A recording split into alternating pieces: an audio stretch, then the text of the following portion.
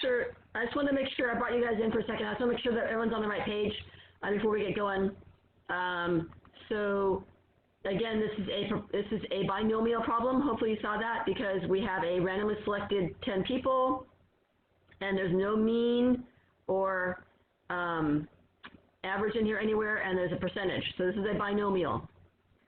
So probably that exactly 2 of them use public transport. So that's going to be the probability that x is 2 is equal to 10 choose 2 times little p, 23%, 0.23 to the x to the second power, times little q is 1 minus little p, so it's 0.77 to the 8th power, because 10 minus 2 is 8. If I have 2 successes, I must have 8 failures out of 10.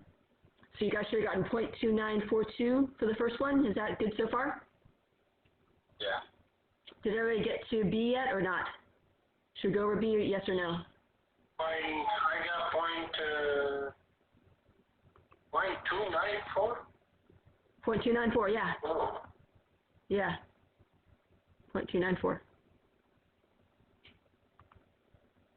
I'll type it in here, it's easier. 0.2942, I think it is. There, that's a little bit easier. That's much easier to read. Okay. So, do you guys? I'm going to send you guys back in for a little bit. Do you guys? How much longer do you guys need? 3 more minutes to do B and to do D and C. I want to use our time wisely. That's the thing. I'm kind of trying to. So I'll give you guys 5 more minutes and try to get B, D, and then as far as you can on C as well.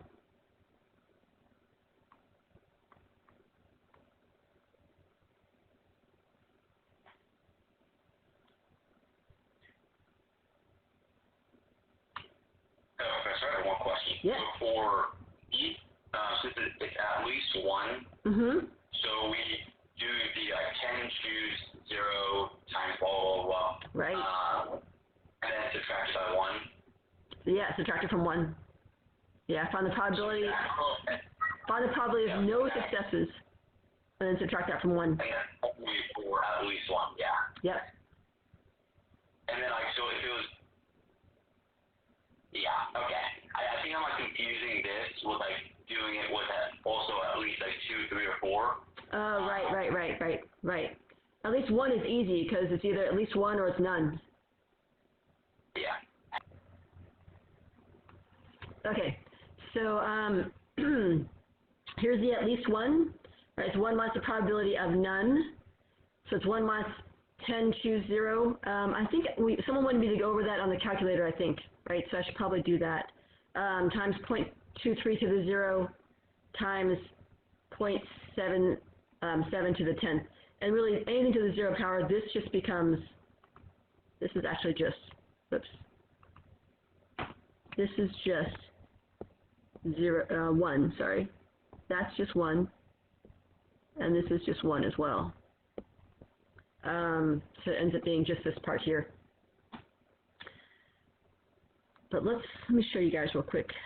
So here is my calculator, and I want to know 10 choose 2, for example. You have to put the 10 in first, and then you do the NCR function, so you get to the math, and you go to probability, and you go down to NCR right there, the third one down. Hit enter. So now I have 10, choose, and then I want, how many do I want? 2. So hit 2, and then hit enter, and I'll give it to you. So again, put your N in first, 10, and then math, the math button here on the left, over to probability, oops, and then down to NCR. Hit enter, and then put in the one you want. So I want to choose, what else do I need? I need 2 maybe? And so NC1 would be 10. Okay. And then what is 0? 1. Oh, this one would be 0. You're right. We don't need 1 anymore. We don't need 0, but 0 is just 1, so it's not a problem. So yeah, you're right. We didn't need that one. We needed 10, choose 0. I was just trying to think of one that's more interesting because 10, choose 0. 10, choose 0 is just 1 always. Anytime you have you're choosing 0 items, how many ways can I have 10 items and choose none of them?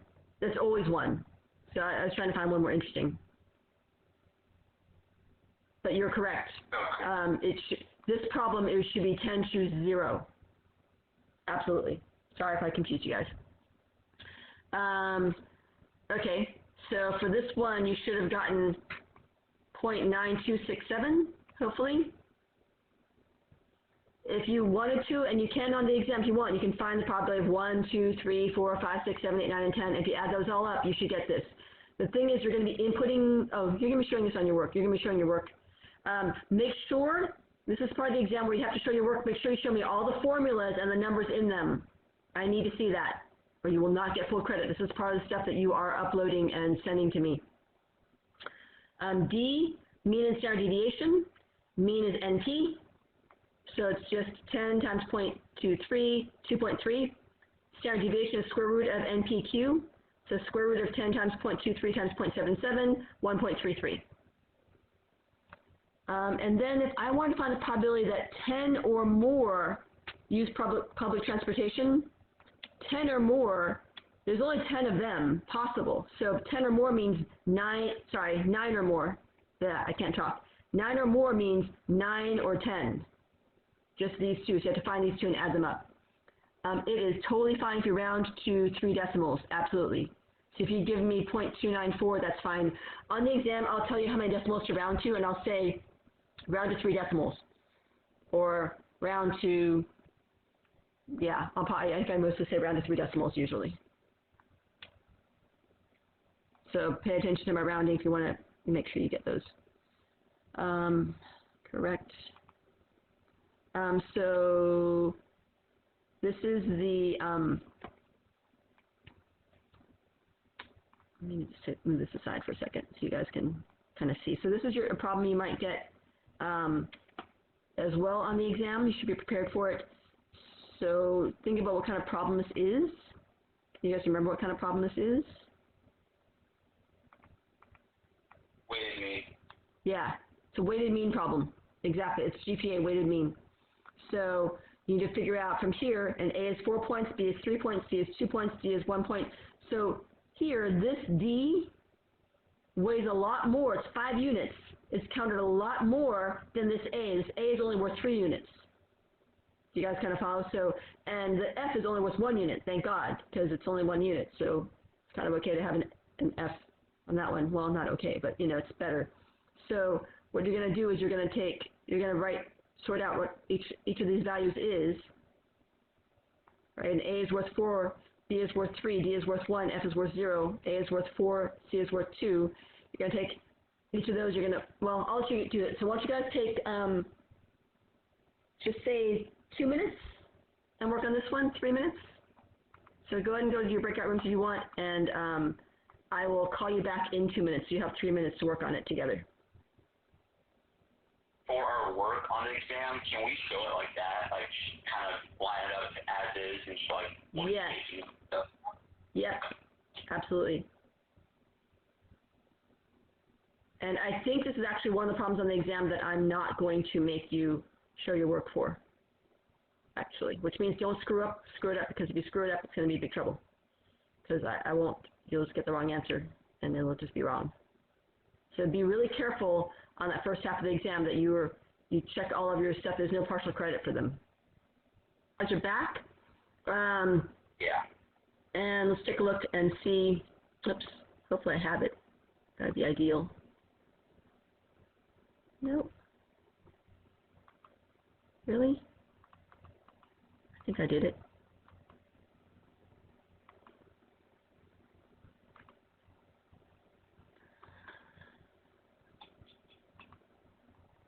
Okay. Well, I kind of suck. No worries. Oh, here it is. Perfect. So, So is it a valid probability distribution? Yes. If you add up all the probabilities, they add up to 1 or 100%. The mean number of emergencies. Remember, it's a weighted mean, so you multiply each value by its weight, by its probability, and add them all up. So 1 times 0.15, 2 times 0.45, 3 times 0.25, 4 times 0.1, 5 times 0.05, and you should get 2.45. What's the probability that we have 3 or more emergencies during the year? 3 or more. Here's probability of 3. Here's probability of 4. Here's a probability of 5. 3 or more. That means 3 or 4 or 5. Or as you add, so you're going to add those up and get 0.40. And then the expected number of emergencies. Remember, expected value is the same thing as your mean. So it's just going to be the same as the mean, 2.45. Is everybody? Yes, sir. Yeah. On the exam, when you give one of these problems to us at the truth table, would you want us to show correct B, all the work? So nope. Obviously we show. Nope, just like this. So you have to show this part up here, probably under B, but I didn't have room, so I put it up there. But then all you got to do is just rewrite the number. That's it. Just write it. No problem. Because you already found it. You already did the work here. You don't do the work twice. It's okay. That's a great question. And this one actually I think is even, I think this one is even one that I'm not going to make you guys turn in your work. So you could even, if you know how to use a calculator to find it, you can even do that and that'll be okay, I'd say. Okay. I can't remember. It depends. I'm sorry? See ya? So you would want expected value at the end, that's it? Yeah, if I asked for the expected value and you found the mean, then just, if you already found the mean, then the mean is just the expected value. They're the same thing. Yes. I mean, like in the exam. I'm sorry? So you would want like the final answer, the expected value, that's it?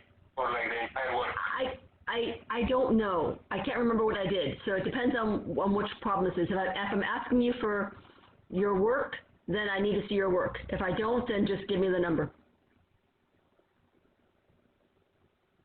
So that's the thing. I'm not sure which one it is. We did this one. We did that one. We did this one. I think this one is part of, so you guys remember how to find standard deviations and means, right? You find the mean and then you figure out how far each value is. We did one of those in class, so I feel like I'm not going to do that. I think I'd rather do this one here. So I want to take, if you can stay a few more minutes, like 5 more minutes, and do this one, then that's great. First of all, try to think what kind of problem it is. And that should be the first thing you do, is figure out what kind of problem it is. And then try to solve it. And I will give you guys 5 minutes and then call you back in and we'll go over it. And if you guys have time, then I'll stick around and do one more problem with you after this too. I just screwed up and hung up accidentally. All right. Anyway, so here is the problem. It is a central limit theorem problem. Hopefully you guys spotted that because it's normally distributed and there's a sample size with a sample with an n. Sample of 14. So I have, it's going to be either binomial or central limit theorem, but I have a mean. So if I have a sample n with a mean, it's central limit theorem. If I only have a sample and no mean, then it's binomial. If I only have a mean, then it could be normal, and no sample, then it's normal. It's a normal distribution. But since I have a mean and a sample, it's central limit theorem. Okay, so here I'm trying to find the probability that what a sample is has an average greater than 100 inches. So this is what I'm trying to figure out, the 100 inches. So first I need to find my sigma x bar. Central limit theorem means you have to use sigma x bar instead of regular sigma. So my sigma x bar is my regular sigma over square root of n. So sigma is 8.1 over square root of n, square root of 14, so 2.165. Then everything else is exactly the same as it normally is. you find your z-score, you draw a picture, you use normal CDF to find the area or the probability. So my z-score is 100, right, because 100 is what I care about. Average height is greater than 100 inches. That's the number that this is my x bar actually, in this case, minus 92.3 over sigma x bar. So this is, because I'm using an x bar instead of an x, I need to use sigma x bar down here. So 100 minus 92.3 over sigma x bar, 2.165, and I get 3.557. Draw my picture. I want greater than 100 inches, so it's going to be shading to the right. So the normal CDF of 3.557, comma 80, any large number will work. So when you do this, how do you do it again? Second vars, go down to normal CDF, and put in your left score, comma your right score. So my left score is going to be 3.557. Oops, my numlock is not on. Second vars, normal CDF, 3.557, comma, and then pick any large number you want. I don't know. Oh, I just screwed this up. Hold on. Second vars, normal CDF, 3.557, comma. Did you guys see what I did a second ago? I had normal CDF of normal CDF. Here, I'll show what I had. I had this of this. And so it's normal CDF of normal CDF, and that's going to give you a total error. It's going to give me something totally crazy wrong. So make sure that you only have normal CDF of yourself when you do it. Normal CDF, just blank and clean. If you make a mistake, then make sure you clear everything out completely, because again, you make a mistake on this and you don't know, there's no partial credit. So pick any large number and see what I have here. I have a probability of an area under the curve of 1.876. Is that right? Is that my area, 1.876? Anyone? Is this correct? 1.876? Yes. 0.001. Yeah, so here's the thing. Anytime you have a number, a probability, an area larger than 1, then you darn well better have an E negative something over here, because you can never have a probability larger than 100%. So this E negative 4 had better be here, and that means you put 4 zeros first, 0, 0, 0, 0, and then 1876. And then put your decimal place after the first 0. It goes right here. Oh, 0, 0, 0. Yeah. Yes? I think 0.00030 and 1876. It's 4 zeros, but the decimal place goes after the first one. Right, so 0.00030 zeros. Yes. Yes. You can do that, but then you got to remember, oh, I have to take this and subtract 1 and then put that many zeros. Do you see what I'm saying? It's easier to say, oh, E negative 4, 4 zeros, and this place goes after the first 0. That's just an easier way. It's cleaner. Do you know what I'm saying? Right. Or you could say, I mean, you could do that. You could just say, oh, I have to take the number 0, the E negative, and subtract 1 from that, and then put that many zeros. You could do that if you want, but it's less instinctual. If it says E negative 4, the number 4 indicates you should do 4 or something, right? 4 zeros, and put the decimal place after the first one. Yeah, then now it seems right. It's 0.0001. Yep. So this is your answer. Everybody good?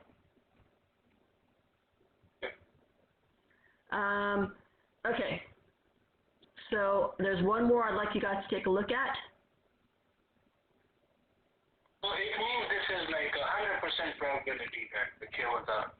Almost. Well, what it means is that there's a 0% probability is what this means. It means 0% chance that it's greater than. Do you see what I'm saying? 0. Not 100%, the opposite, none, 0%. Yeah. Yeah, Professor. If it was, the question was asking less than 100 inches. Oh, less than. That would be basically 100%. Yeah. 0.9999. 0.9999. Thanks for correction. Yeah. All right, one last one. So, what do you guys think? 6 minutes? 5 minutes?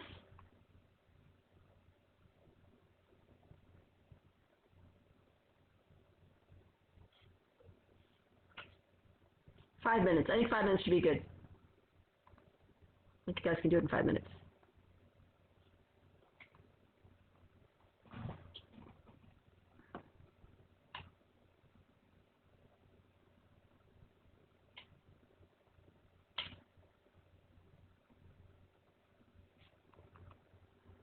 Okay, so looks like everybody's back. Let's go ahead and take a look. So first of all, this is a normal distribution. All right, so then we look for a sample size n. And I see randomly selected, but where's my n? I didn't say random select. I don't have an n. I don't have a sample size. So I only selected one camel, only one. So this is not central limit theorem because you only selected one camel. You didn't have a sample size of n. Does that make sense? So it's just a regular normal distribution problem. You need to find your z-scores. Right, remember first step is find your z-scores, and then draw a picture and find your probability of normal CDF. So my z-score for 90 inches, this is my x, right? This is my x1, this is kind of my x2. So my z-score for the first one, for the x1, is 90 minus 92.3 over my standard deviation 8.1. It's just one camel, not central limit theorem, so I use the regular 8.1, and I get negative 2.84. For my second z-score for x2, which is my second x, which is 100, it's not x bar. X bar means a mean. If it was x bar, then it'd be like the previous problem, and we'd be doing sigma x bar. This is regular x, not x bar, regular x, so we're using regular sigma. 100 minus 92.3 divided by 8.1, and I get 0.951. Okay, so then we do normal CDF of the lower z-score, comma, the upper z-score. Don't forget, if you have a fancy TI-84 calculator, then you're going to use this, you're going to put lower and then upper, leave your mean at 0, and your standard deviation at 1. So don't forget that. If you have a fancy calculator, this is your lower, this is your upper, mean is 0, standard deviation is 1. And you should get 0.4409. I will tell you on the exam how many decimal places to do, and you should just follow that. And then explain what the probability in part B means in words. How does it relate to camels? Does anybody have an answer they want to share? You have like 1 minute left. Anyone? Okay, here's some possibilities. You could have said something along the lines of 44.09% of camels, or 44% of camels are are between 90 and 100 inches tall, or 90 to 100 inches tall, something along those lines. Or you could say a randomly selected camel, or a camel even, a camel, will have a 44.09% chance or 44.1% chance of being 90 to 100 inches tall. Anything along those lines is fine. You have to say randomly selected. You can just say a camel will have a 44% chance of being between 90 and 100 inches. If you know, just pick one. Okay. Last question I wanted to ask you guys: was everybody okay with taking the exam on Proctorio? Like you were able to see the exam okay, and that went okay? Is there anything I should change or adjust between now and the exam? Anything I can do to make it easier or better? Obviously, not going to give you the problems, but like, in terms of when I create these exams, is there anything that can make it a little bit simpler? So again, don't forget you have to input all your answers into the box, and double check them. Make sure you double check your answers carefully before you put them in there, because no partial credit for those. And then the last 6, you'll input the answers into the box and also show me your work and upload your work. But I will make those clear. I will say on the last 6, make sure you upload this work, you know, and everything else. And then for the upload, I'm going to have you guys use Cam Scanner if you can, and save it as a PDF, because it's so much easier to do it as a PDF. It'll be easier for you to upload. It'll be everything. when you upload it with the CAM scanner, it makes it small as a PDF. So you'll use CAM scanner to take a picture with. It's a free app. CAM scanner, CAMSCANNER. It's in your it's in the announcement, and in the email today. And then you can save it as a PDF, and you can clean it up as well. Let's see, how much time do you have to complete the exam? Way too much. I pulled out like 30% of your exam, so, and you still have the full time. So, and this is normally a pretty quick exam. So most people would finish this exam in about an hour and 20 minutes. Considering how much I've cut out of it, it'll probably more like most people will finish in an hour or less. And you can still use the half page of notes just for test 2. Just your, I mean, it doesn't really matter if you use the one for test 3 because you can't, it's not really useful for this, so it doesn't really matter. So if it's all on the same page, you can use all of them, all of your notes, but you half page notes for this exam, and if it's attached to the other ones, it's fine. But you'll have a full 2 hours, so I'm giving you an extra 10 minutes to scan your environment, and then an hour and 20 minutes for the exam itself, and then an extra, an hour and 20 minutes plus the 10 minutes plus another 30 minutes just to kind of make sure you upload it and everything else. You'll have 2 full hours to do it, which is a lot of time. So log in at your normal time, and you'll have 2 hours. I might give you guys 2 hours and 10 minutes, I can't remember, to do it, but plenty of time. Make sure you get everything input and everything else, so that should be easy. Any other questions? Ms.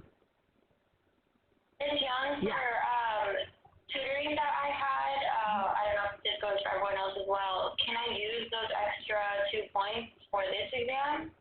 Because Yes. I haven't used it yet. I was going to use it for exam 2. Yes. So tutoring is 1 point for every 4 hours. I did the concurrent, the support. Oh, yeah. Yeah, you get that every exam. So just email me, and, oh, yeah, you'll get it for last exam. Oh, right, because you only get 1 more time.